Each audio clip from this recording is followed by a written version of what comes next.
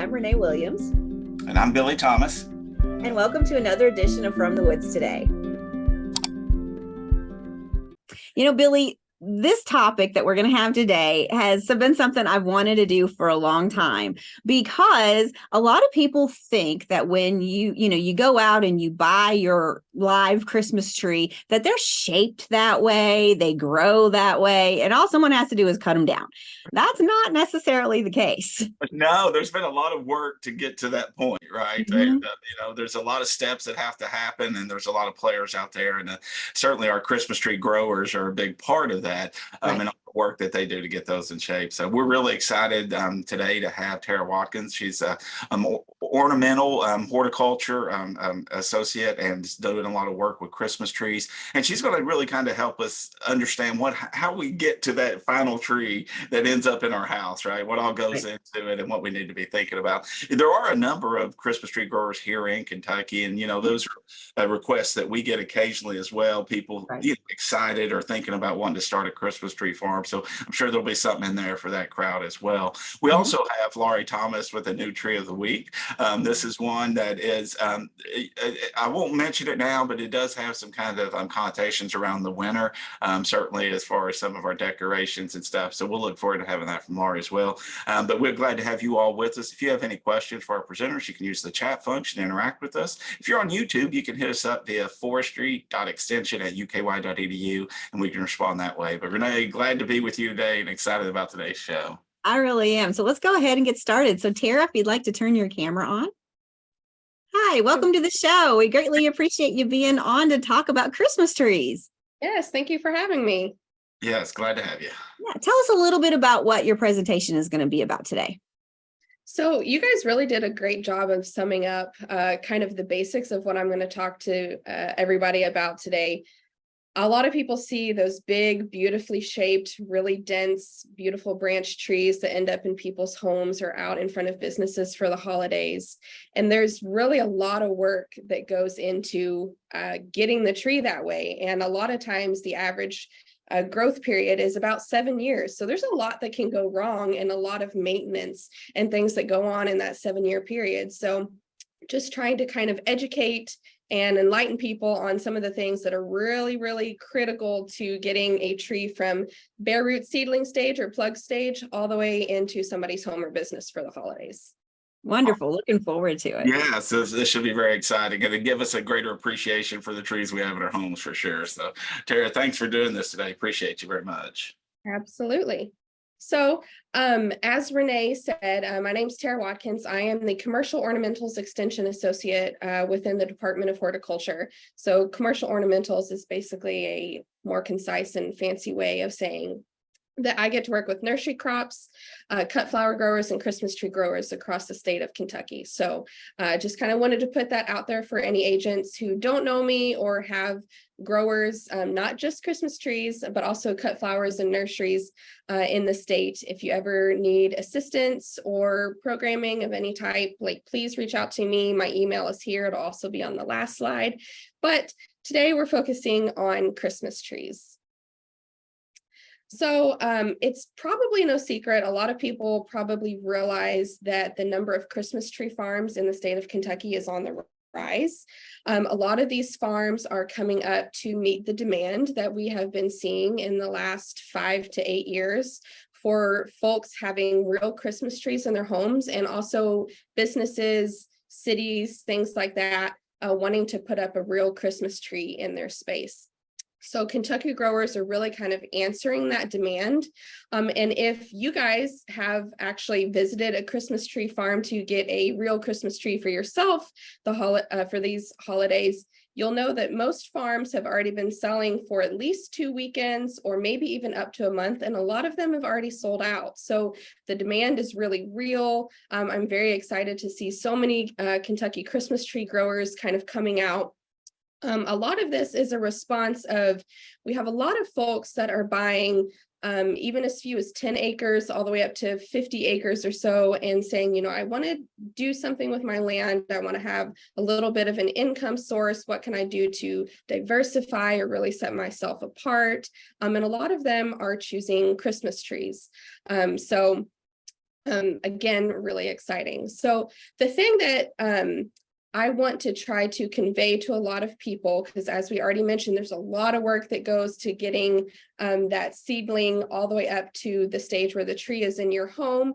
A lot of people see massive, beautiful sites like this. Obviously, we have no places in Kentucky that have this many trees. This is from a big time farm out in the foothills of Appalachia over in North Carolina. They do really big scale Christmas tree farming over there, but they see these beautiful pictures and they're like, oh, wow, that's amazing. And they see, for every tree, they start seeing big dollar signs and how much money can be made from that on really not a whole lot of land, but it really is a huge commitment, both in time and the amount of labor it takes to get to a successfully marketable tree. So I just kind of want to demystify, it's not all rainbows and butterflies, and it's not just easy money made, but it can be really good money made if you have time, manpower, and dedication to grow Christmas trees. So again, there's so much more after you put that seedling in the ground and then making money 7 years later. So I just want to go over a few of these things. We're going to focus on a few of them here today. But I always encourage people to think about their target market. Are they wanting to wholesale trees or are they wanting to retail trees? Here in Kentucky, the vast majority of our growers are retailing trees. So they're either having people onto their farm to do like a choose and cut experience, might have a gift shops, also sell wreaths and roping, things like that. So have that in mind, and also think about like zoning and what is even allowed at your property. You also have to think about the available capital that you have. You will have to buy some equipment to get you through this process. Now, you can get through this process with minimal equipment, but you need to have a good back and you need to have a lot of time and people to help you to do it without equipment. So kind of think about what available capital you have and what you can use to kind of make your life a little bit easier and really in the end kind of make yourself more profitable. Also, we got to think about site selection. With Christmas trees, the most ideal site is a well-draining soil. Christmas trees generally do not like to have their feet sitting in a waterlogged soil or heavy clay soils. And a lot of areas in Kentucky are heavy clay. So that's something that's got to be considered. Do you have the best site for growing something like Christmas trees? What kind of slope do you have on your property? Is it completely flat? Is it overly hilly? A good slope for growing Christmas trees is like a minimum of 10%. You can have flat ground and still be successful, but this ideal range is like a 10 to 30% slope. You also got to think about your microclimate. What kind of rainfall do you get? Here in Kentucky, it is very difficult to grow Christmas trees successfully, just depending on Mother Nature for rain. So a lot of our growers have to have irrigation put in, so think about where you are microclimate wise with temperature and rain, humidity as well. Organic versus conventional. A lot of people want to grow organically these days, and that is great, but it's very difficult in the world of Christmas trees. So are you okay with being conventional, or are you okay with putting in the extra effort needed to be organic? And then these ones here talking about soil pH, soil composition, a little bit of fertility, species selection, and then shearing and shaping are the things that we're going to go into a little bit more detail today. Oops. All right. So things are popping up in my way here. Let me get this out of the way. Okay, so these are some of the things you need to think about to kind of get you started on the right foot. And one of the best things you can do for yourself is to choose the right species to be grown here in Kentucky and also to be grown in your specific location. And when I'm talking about that, I'm specifically most often talking about proper soils. But when you're choosing species selection, a lot of people look for things, qualities and characteristics like the longevity of the tree after being cut, how good the needle retention is of that specific species. Branch stiffness is also really important. We don't want people hanging ornaments on their trees and then the branches just drooping and ornaments falling off, right? That doesn't make for a happy buyer. Also, there's various colors of Christmas trees. You've got ones that are more deep, ones that have a little bit more blue tint, maybe a like white or frosted underside of the needles. And so these are all things that, again, are personal preference, but play into when people are choosing their species. But the most important things we need to consider, besides those kind of superficial characteristics, are the growth rate of the tree, the insect and pest resistance that that particular species has, and the compatibility with the soils on your property. All right, so I'm going to go into some of the commonly grown species here in Kentucky. Fraser fir is probably the most common and desired species, I guess you could say, in the world of Christmas trees right now. Unfortunately, it is one of the more difficult species to grow here in Kentucky. Now, it can be done, it just requires a little bit more babying, I guess you could say. So Fraser fir, white pines and Scotch pines are also common, but pines are becoming less desired by consumers. So we have a lot of growers that are moving out of pine production.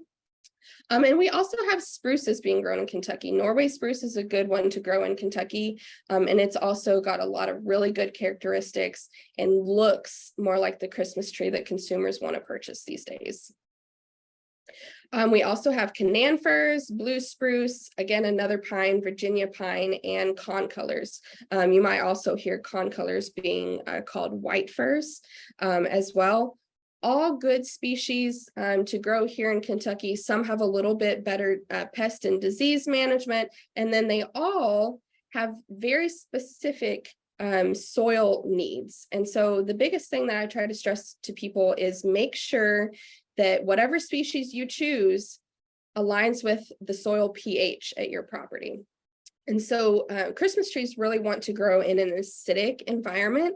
And so if we're above a pH of 6.5, it's very difficult, and in some cases, impossible to really successfully grow a Christmas tree here in Kentucky. A lot of Christmas tree species, you know, they're not necessarily native to this region here, and certainly not entirely acclimated to the hot, sometimes dry, and definitely humid summers that we have here. And so they really kind of have to, like I said, be babied sometimes, but it can be done. But the pH range is very important. So you can see here, some of our trees require a pH of as low as 5.5 and really even 5.0 to really be happy. And so you have to choose your species based on your soil pH. Again, you want a good soil composition. Ideal soils are loamy soils. We know a good, consistently loamy soil is a little bit difficult to achieve here in most places in Kentucky, but just kind of be aware of these things. So that's really all I wanted to talk about as far as choosing tree species and kind of getting yourself started out on the right foot by just choosing the right trees to grow here. And now we're going to jump into talking about, you've planted your seedlings in the ground. Often they're kind of scrawny, scraggly looking things. And you wonder, wow, how do we get the trees to look this big and beautiful and full and dense by the time they're at the sellable height? And so there's a lot of pruning, shearing, shaping, and things like that that go into it. And if a tree is not properly pruned and sheared, you will get a tree that looks like the one that this kid here on the right is holding. You can see this tree has not been pruned at all in its life. And so obviously it's not dense. There's big gaps between whorls, and people just don't want a tree that looks like that in their home, right? And so you have to keep up with pruning and shearing to get a nice, full, dense tree. So your understanding of how a tree grows and the pruning techniques that can be used to get a tree to this point of this photo here, it will shape the final tree product for your buyers. And so there's several ways that we can really kind of understand this. The first thing I want to talk about is buds on a tree. So this year's growth on a Christmas tree initiated from the buds that were set last year. So that's kind of really important when you're pruning here in 2023. We pruned earlier this year. You need to be aware that all buds that are either pruned off or left are going to be affecting how your tree grows next year. So there's a couple of different terminology things I want to throw out here. Branches and leaders. So branches are what you would probably think of on a tree. They're the ones that grow outwards, they grow horizontally, and then they have their buds that grow along the branch. Okay. So from those buds that grow along a branch, you're going to have growth next year that's either going to have to be pruned if it's interfering with like other branch growth, or it's going to be the growth that really starts new branches or makes your tree more dense and more full. The leaders are the ones that grow upward. And as you can see here on this little diagram on this slide, they have buds that grow in a circular formation kind of surrounding the leader. And so the leader is, in most senses, what we're talking about here is going to be the top branch on a tree. So, you know, the tree that you set your angel or your star on top of. So when we're pruning leaders, and we'll talk a little bit more specifically about pruning leaders on another slide, but when we're talking about buds on a leader, it really is going to affect next year's growth because you will have branches growing from buds that are on this year's leader. So it's just really important to understand bud formation, where it is, and what those specific buds are going to turn into next year. So let's talk a little bit about, this thing keeps popping up in my way. Let me move it again. Okay, let's talk about a few more basics. I know I'm quickly running out of time here. So successful marketable trees are heavily dependent on being properly pruned and sheared. The good news is, while you are busy trying to make sure your trees get established and well-rooted and are just living in their first few years of life, you do not have to worry about pruning. Pruning and shearing typically doesn't start until year 3 or 4. Generally when your tree gets to be about 3 or 4 feet in height. So some options that can be used, you can use hand clippers. It's a little bit more of a time-consuming way, but if you're very meticulous about how you want your trees to be shaped and you know, promote growth for next year, you can use hand clippers. There's also shearing knife, which is seen up here in the upper right-hand corner. That's a very popular, very sharp tool. And then you can also even use equipment such as chainsaws. The other thing you need to choose is your taper. So down here in the bottom right-hand corner, we have just a little bit of a diagram. So less than 40%, most people typically don't want a tree that is that tall and skinny. A good taper is about in that 40 to 90% range. So, you know, just be aware and become familiar with the angles. And then time of year that you prune, it can be species specific, but typically here in Kentucky, we want to start pruning in late June.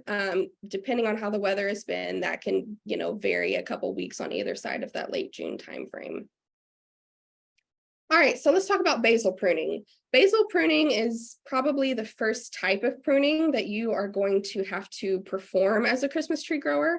And basal pruning is basically, you start at the ground level and you cut all the branches up, or all the branches off up until you reach a full whorl. And so I'm not sure if you guys can see my mouse. I'm kind of hoping that you can, but I'm using this photo again here, and we see these kind of little scraggly branches here on the bottom. So that's basal pruning. We would cut those off and we would form a handle. So that's what the base of the tree is called. And a good rule of thumb is, at the final height of the tree that you want to sell, you should have a minimum of 1.25 inches of handle per foot. So that's kind of just a good rule of thumb. And then once you start basal pruning, it's also going to encourage density in the tree and also control excessive leader growth. All right, let's talk about terminal leader pruning. So the terminal leader is that branch that's, you know, straight up at the top of your tree that you're going to set your angel on. And a lot of times you have to train a leader. Sometimes there is a natural leader, one that's just automatically growing straight up, and you can tell it's just an overachiever. And if that happens, that's great. But a lot of times you have to train it. So here in this photo, you can see somebody's using a stick or a bamboo pole, something like that. And they are taking that top growth and they are going to train a leader. So they're going to tie that top branch and basically train it to start growing straight up. And the reason that it's really important to do this in a timely manner is, one, you need to make sure you have a straight, tall leader. And also a leader provides kind of the basis of continued growth next year. And you want to avoid multiple tops. You don't want your tree to be super bushy at the top. You don't want to have multiple leaders kind of trying to compete and emerge. Something else I wanted to mention about the terminal pruning. Typically, I say a good rule of thumb to people, you want your leader to be about a hand in height. So I have a small hand.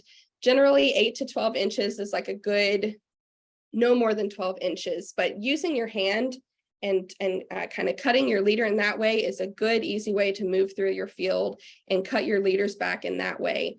The last bud that you leave on the top of your leader is going to form next year's leader. Any buds below that are going to be what form, the branches form from those buds for next year. So it's really important to have good bud formation, not to cut off too much of the leader or too many buds, because you'll have poor growth for next year.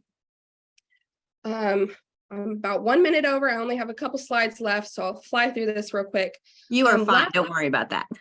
Oh, okay, we're good. All right. So lateral branch shearing, this is kind of what you think of when you think of shaping a Christmas tree or giving a Christmas tree its shape, because if you let that thing just grow wild, it will not grow in that natural shape. It'll kind of just have offshoots and be scraggly, and it just won't be good. So lateral branch shearing usually begins once a tree is 4 to even maybe 5 foot tall with some species.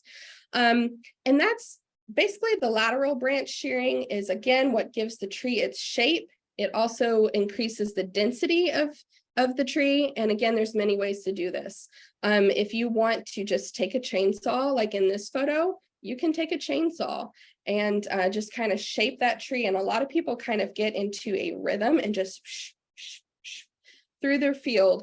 The thing you want to make sure that you don't do is you never want to cut off too much. If you cut off too much of a branch at once, it'll affect how the tree continues to fill out in the following year. And you could even have branch dieback by cutting off too much of the tip of each branch. So we definitely want to make sure that we don't do that, but you have to still make sure you give that tree its shape that it needs. It's kind of a balancing act, and there will be a lot of trial and error. A lot of people even set aside some trees that they just practice with, and they know those trees might kind of be a sacrifice as they're learning. But something that is probably the most important thing about lateral branch shearing, really all of it, but especially lateral branch shearing, is that it requires yearly upkeep.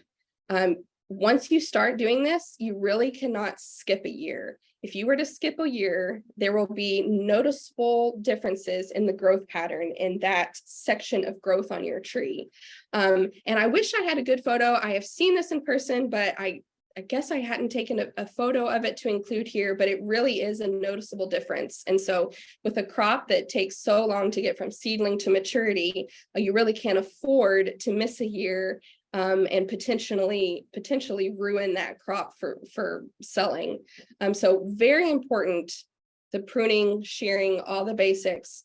Like I said earlier, your knowledge of what your tree species needs and the proper techniques to be able to achieve it are really going to make a huge difference in the product that you have to sell come at year 6, 7, or 8. So that's just kind of a very brief overview. We could go into detail on this for much longer than 20 minutes, but I just wanted to throw these out here as well. If you're looking for more Christmas tree resources, we do have a few on the Center for Crop Diversification Christmas tree site. We have a Christmas Trees 101 webinar video up there that we hosted last year.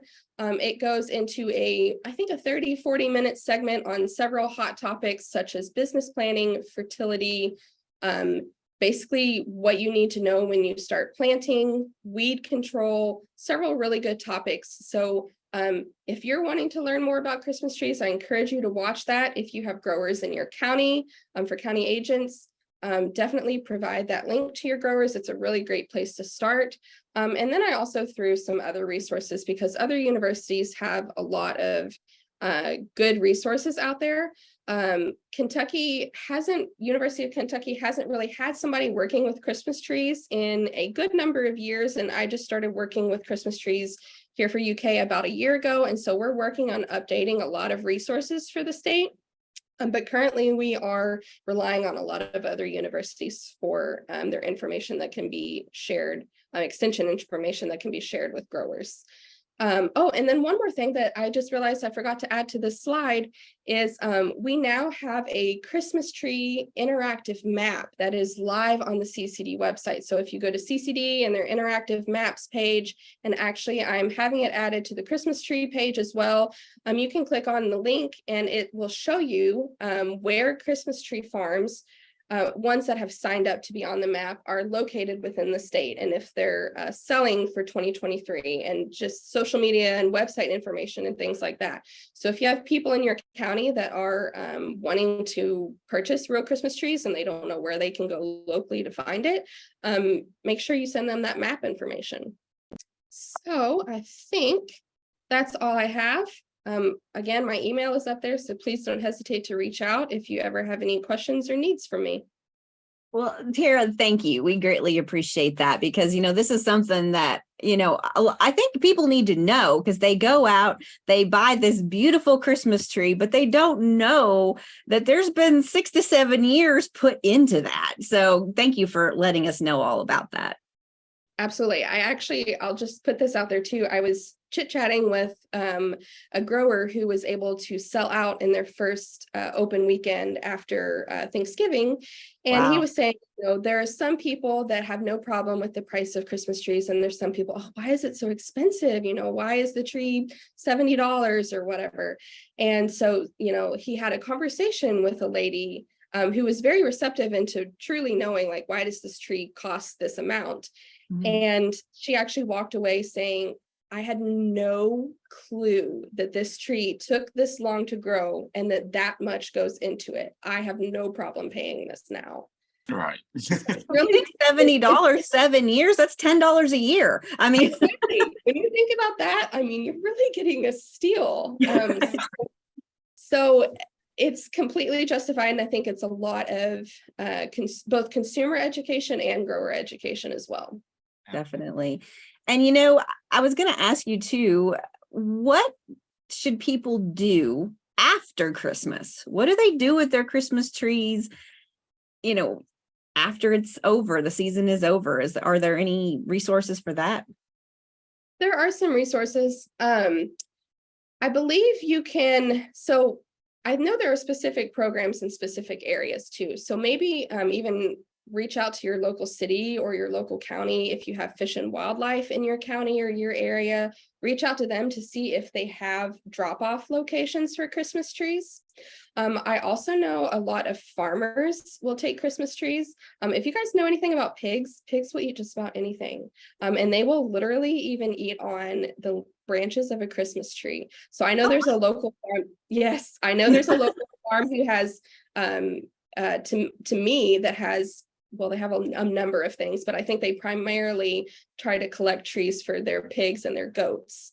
And it's a way to kind of recycle that tree for those farmers. People can also set up trees in their yard and bird, right? So if you want to watch, if you enjoy watching birds and seeing what comes into your yard, it can be used for that.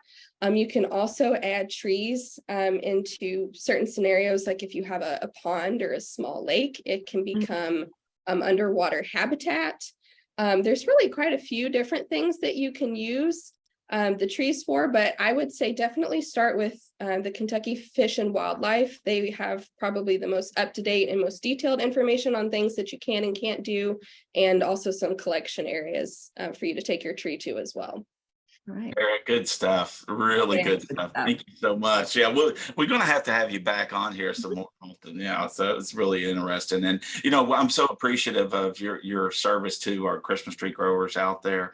Right. We often got a lot of questions over here in forestry about it, and we really didn't have a lot of the expertise, in house to try to assist them. So I'm just thankful, and I know they're probably very appreciative of having you here in Kentucky. So we wish you lots of success, and you can use this place as a platform to get good information out. And I will say that Laurie had just dropped in the chat box a link to the Kentucky Department of Fish and Wildlife Resources Christmas tree recycling. They often do use those for habitat for fish and other things. So you can check out that link if you all are interested. And then Renee, maybe we can plug it again after Christmas and let folks know too. So. Definitely. All right. Thank you, Tara. We appreciate you being on. And like I said, like Billy said, I'm sure we'll get you back on. No doubt. Good. All right. Thank you, Tara. Thanks. Have a good break. All right. So we have a new tree of the week that, can deal with Christmas as well. Yep, it's definitely a seasonal tree, but I do want to also express my thanks to Tara for to really doing a great job with all the Christmas tree growing information. That's something that's been needed.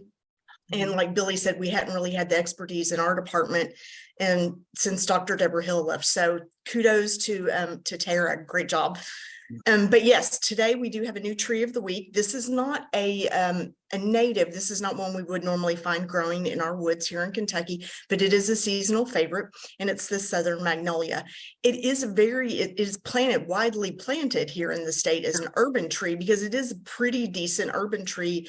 It has some, tolerates certain levels of pollution, but so it is planted, but we don't find it out in the woods. But again, we were kind of in that holiday season, wanted to do a seasonal holiday tree. So here we have southern magnolia. I'm Laurie Thomas with the University of Kentucky Forestry and Natural Resources Extension, and I'm here with the tree of the week, the southern magnolia. Magnolia grandiflora is a beautiful flowering broadleaf evergreen tree of the southern United States. It is a member of the Magnoliaceae family and is one of the 80 or so species of magnolias that are native to the eastern United States and Southeast Asia. Magnolias are considered to be among the oldest flowering plants, and southern magnolia is also called evergreen magnolia, bull bay, big laurel, or large flower magnolia. Trees typically grow 50 to 90 feet tall and 24 to 36 inches in diameter, and it's typically conical or has a pyramidal growth form. Trees are moderately fast-growing and can reach an average age of about 80 to 150 years of age. Because of its showy, fragrant flowers and lustrous evergreen leaves, it is a popular ornamental that is planted around the world. And florists value the leathery leaves, and it's very widely used in floral decorations, especially around the holidays. And southern magnolia is also an important wildlife tree for both food and cover. Southern magnolia's range extends from North Carolina to central Florida and west into southeast Texas, and it's most prevalent in Louisiana, Mississippi, and Texas. It grows best on rich, loamy soils along streams and near swamps. And southern magnolia is considered a bottomland species that tolerates high soil moisture levels. However, it does not survive extended flooded conditions. It also tolerates soil salinity and is sensitive to fire. And southern magnolia is classified as overall tolerant to shade. The leaves are simple in form and alternately arranged on the branches, as you can see in the photo. They are 5 to 8 inches long and oval and elliptical in shape with entire or smooth margins. They are evergreen, very thick with a waxy or shiny upper surface. They're dark green in color above and paler with a rusty fuzz on the other side. The leaves can persist on the tree for about 2 years. Southern magnolia is monoecious, meaning a tree has both male and female flowers, and the flowers are perfect, meaning a flower contains both male and female reproductive structures. The showy flowers have 6 to 12 large creamy white petals, and the flowers are 6 to 8 inches across and have a lovely lemon citronella fragrance. The flowers bloom from May to June, and they are pollinated by a variety of beetles and flies. The fruit of southern magnolia is a fleshy cone-shaped structure that's about 3 to 8 inches long. It contains multiple follicles or carpels that contain 2 or more seeds. The follicles are 3 to 5 inches long, and they start out green and change to red, then brown. Each follicle has a bright red fleshy seed that matures in the fall and will hang temporarily suspended by a slender silken thread before dropping. The seeds are eaten and dispersed by turkey, quail, possum, and squirrels. The seeds germinate the first or second spring following seed fall. And trees typically begin seed production around 10 years of age and reach peak production around 25. Southern magnolia usually has a good seed crop every year, and magnolias commonly develop root and stump sprouts. The bark is gray and somewhat thin and smooth. On younger trees, there are a number of lenticels in the bark, and the lenticels are tiny openings that allow gas exchange. As the tree ages and grows, the bark will develop close plates. The wood of southern magnolia is usually lumped with sweetbay, Magnolia virginiana, and cucumber tree, Magnolia acuminata, magnolias, and sold just as magnolia wood. But it is the hardest and the heaviest of the magnolias harvested in the U.S. The sapwood is yellowish white and the brownish heartwood that usually has a tint of yellow or green. The wood is moderate in heaviness, hardness, and stiffness, and rated moderately high in shock resistance. The wood is used for furniture construction, boxes, pallets, Venetian blinds, crown and trim molding. Southern magnolia is an important wildlife tree, providing both food and shelter. The flowers provide high-protein pollen to beetles and flies, and the seeds are high in fat and a good source of energy, and they're eaten by mammals such as squirrel, possum, mice, and chipmunks. They're also an important energy source for many birds like wild turkey, as well as a variety of migratory birds such as the eastern kingbird, wood thrushes, and red-eyed vireos. And the evergreen nature of the trees provides shelter throughout the seasons for a variety of wildlife. The showy southern magnolia is a very popular ornamental tree that's planted extensively around the world. It tolerates urban settings, particularly damaged by sulfur dioxide. And in southern coastal settings, it's promoted as a hurricane or storm-resistant tree because of its high survival rate of branch loss or defoliation compared with other common landscape trees. When planting this tree in an urban setting, the tree should be matched with the right place. It needs plenty of room for canopy and root growth. In addition to its urban importance, it's also valued by florists for its evergreen, leathery leaves and is a favorite in holiday decorations that's used for centerpieces, garlands, and wreaths. There were over 150 cultivars developed and named, but today only about 30 to 40 still exist and fewer are commercially sold. The national champion southern magnolia as of 2021 is in Smith County, Texas. It's 250 inches in circumference, 74 feet tall, with an 80-foot crown spread. The Kentucky champion is in Jefferson County, and it's 127 inches in circumference, 51 feet tall, with a 48-foot crown spread. If you'd like to know more about champion trees, check out American Forest Champion Trees or check out the Kentucky Division of Forestry Champion Trees. Now for a few fun facts about southern magnolia. Magnolia species arose early in the evolution of flowering plants, around 95 million years ago. In fact, it evolved before bees, which is why it's pollinated by beetles and flies. Traditionally, early Americans used a decoction of the bark as a skin wash for heat, itching, and sores, as well as a steam bath for dropsy. And even today, the leaves, fruit, bark, and wood yield a variety of extracts that could have use in pharmaceutical applications. Southern magnolia was first introduced into Great Britain in 1726 by plant collector Mark Catesby, and then it was introduced into France, where it was glowingly described in the 1731 Gardener's Dictionary. Nearly 200 years ago, a southern magnolia was planted near the south portico of the White House, and it was the oldest tree on the White House grounds until 2018, when it had to be removed because of damage and poor health. Offshoots of that magnolia were saved and grown and planted in place of the original tree. The White House magnolia was so famous that for decades it was pictured on the back of the $20 bill. The southern magnolia is the state tree and state flower of Mississippi, which is known as the Magnolia State, and it is the state flower of Louisiana. The scientific genus name Magnolia is Latin and was named for the French botanist Pierre Magnol, and the specific epithet grandiflora is from Latin and means grand flower for the showy flowers of this tree. I hope you enjoyed learning about the seasonal southern magnolia and get the opportunity to get out into your woods, a local park, or neighborhood and enjoy our tremendous trees. You know, I was thinking I would really like to plant one of those in my backyard. And then I saw that big, I was Yeah. like, I did not realize they could get that big. Yes, they can. And then when you are thinking, that's one reason you want to point that out, that where you're planting it, match that tree, right place, right tree, right place. Right. Think about the size that you got, the potential, how big that tree can get. And also, especially for something like southern magnolia, it's out of its range. It's a southern tree. So you want it in a protected site because we do have winters here.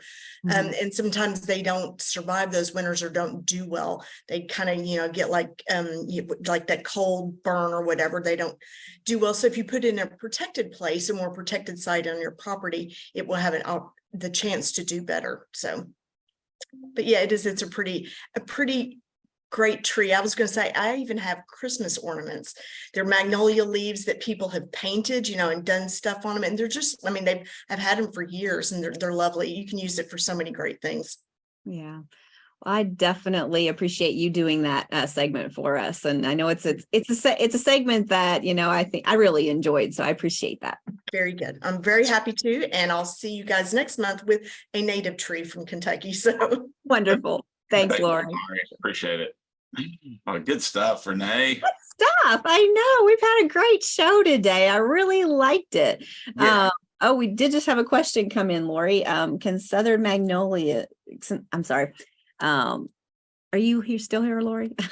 Yes, I am. Sorry. Yes, it is. It's known for I keep through. Yes, it can be coppice. So, and it is known for, it'll actually layer. That's part of the reason you see some of those bigger ones. They have actually layered down into the ground. Those branches have, and then we've got new shoots that come up. So, yep. Okay. So, yes. Thank you. Sorry to throw you off there. No. You're good. I just saw it come in. I was like, oh, I got to catch her.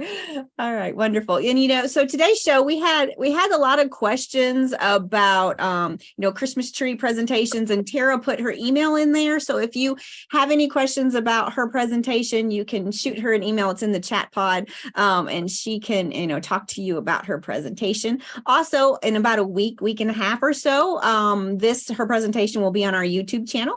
So you can just go to YouTube and search for UK Forestry Extension, and you'll see that there as well. So, but great show today. I really enjoyed it. Yeah, I really did too. And again, we're so thankful to have Tara here in Kentucky and UK and supporting our Christmas tree growers and our other ornamental growers out there. So, I know we have a lot of county extension agents that view the show and participate. So if you don't know her, get to know her. She seems like a really great person to work with. I know Lori's had a chance to work with her a few times. So yeah, big thanks to Tara, and we'll get her back. And always enjoy the Tree of the Week. Those are a lot of fun. And, yeah, they are. We always appreciate those. So. Yeah. So again, if you go to fromthewoodstoday.com, you can see all of our episodes, or go to our YouTube channel. You can also see all of our episodes there.